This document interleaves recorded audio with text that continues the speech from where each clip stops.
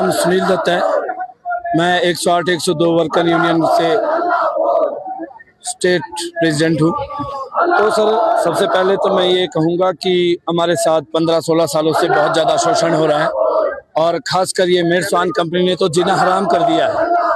मेडस्वान company ने जीना हराम कर दिया है सर हम लोगों का, और हमारी इतनी प्रताड़ना की जा रही है कि इतनी मनमर्जी कर रही है कंपनी कि मतलब हमारे साथियों को ड्यूटियों से अपनी मनमर्जी से उतारा जाता है, और कईयों को जो मतलब उनके इर्द गिर्द हमारे कुछ ऐसे साथी भी उनके फेवर में होते हैं और डे नाइट ड्यूटियां करते हैं। किसी लोकेशन में जैसे मतलब 2 कर्मचारी है तो वहाँ अगर हम अपने हक की आवाज़ उठाते हैं तो एक को ड्यूटियां नहीं दी जाती और दूसरे से डे नाइट ड्यूटियां करवाई जाती है 20-20, 25-25 दिन, जिसके सर हमारे पास ठोस सबूत है। और कंपनी बहुत ज़्यादा अपना मनमर्जी कर रही है। कंपनी ने हमारा जीना हराम कर रखा है सर, और हमने बहुत बारी ज्ञापन दिए। पहले हमने 1 दिन की स्ट्राइक की, फिर हमने उसके बाद 1 दिन की फिर स्ट्राइक की, फिर उसके बाद हमने 2 दिन की स्ट्राइक की, फिर उसके बाद हमने फिर 5 दिन की स्ट्राइक की, और हम अभी फिर 5 दिन की स्ट्राइक पे आए हुए हैं।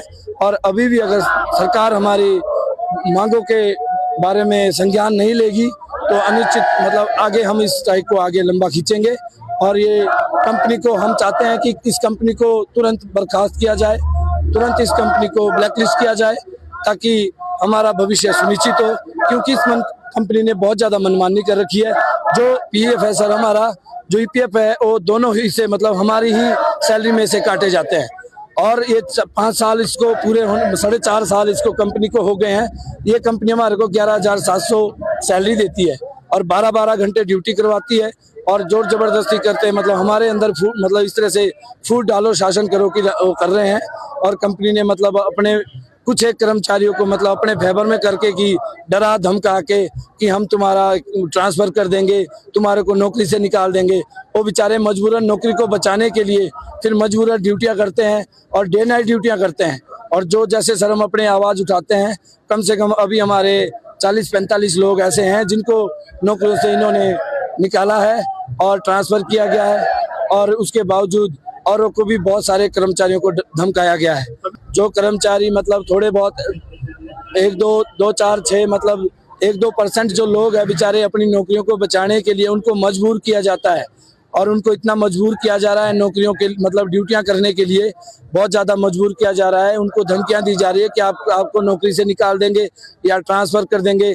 कंपनी अपनी मनमर्जी कर रही है, तो इस डर के मारे कुछ 1-2-4-5% ज़्यादा से ज़्यादा लोग होंगे जो बाकी यहाँ इतने सारे लोग हमारे 1200-1300 जो कर्मचारी हैं उसमें से हमारे अभी कम कर्मचारी मतलब 600-700 कर्मचारी यहाँ पहुँचे हैं, और कुछ कल भी आएंगे, कुछ आज भी आएंगे शाम तक। लेकिन जो कर्मचारी अभी कंपनी के फेवर में है उनको डराया धमकाया जा रहा है और जोर जबरदस्ती उनसे ड्यूटियाँ कराई जा रही है, और वो बेचारे अपनी नौकरियों को बचाने के लिए फिर कुछ एक जो ये 4-5% लोग हैं वो अपनी नौकरियों को बचाने के चक्कर में कुछ नए भी है, इन्होंने कुछ न्यू ज्वाइनिंगें करवाई है और उनको इस तरह से डराया है कि आपको तो फिर आप तो नए हैं, आपको तो फिर हम रखेंगे ही नहीं, या फिर गाड़ियां चलाओ। तो इस तरह से 4-5% लोग हैं सर जो इन्होंने मतलब गुमराह कर रखे हैं। बाकी हमारे तरफ से ये मतलब हड़ताल बिल्कुल सक्सेसफुल है, और मैक्सिमम लोग जो यूनियन के साथ है, हमारा परिवार जो भी है एकजुट है, और बिल्कुल कोई भी गाड़ियाँ जो यहाँ नहीं उपस्थित हो पाए हैं वो घर में हैं, ड्यूटियाँ नहीं कर रहे हैं। अब सरकार से हम तो यही गुहार लगा रहे हैं, पिछले 15 सालों से हमारा शोषण हो रहा है, 2010 से हम सेवाएं दे रहे हैं, लेकिन सरकार ने यहाँ तक कि आशा वर्कर, आंगनबाड़ी वर्कर, हर वर्कर, ये जो जितने भी वर्कर हैं इनके भी कुछ ना कुछ सैलरियां बढ़ाई है। लेकिन पता नहीं सरकार क्यों इतनी अंधी हो रही है जो 108 102 के बारे में नहीं सोचती। पिछले कोरोना के टाइम जब हमारे उप मुख्यमंत्री जी मुकेश अग्निहोत्री जी ने कहा था कि 108 102 ये हमारी बैकबोन है, लेकिन पता नहीं क्यों ऐसी राजनीति करते हैं कि इसमें कुछ भी नहीं करते हैं, ना कुछ सैलरी, ना कोई छुट्टियों का प्रावधान, ना कोई हमारा 12-12 घंटे की ड्यूटी, हमारे कोई त्योहार हो, कुछ भी हो घर में, लेकिन फिर भी हम दिन रात ड्यूटियां करते हैं।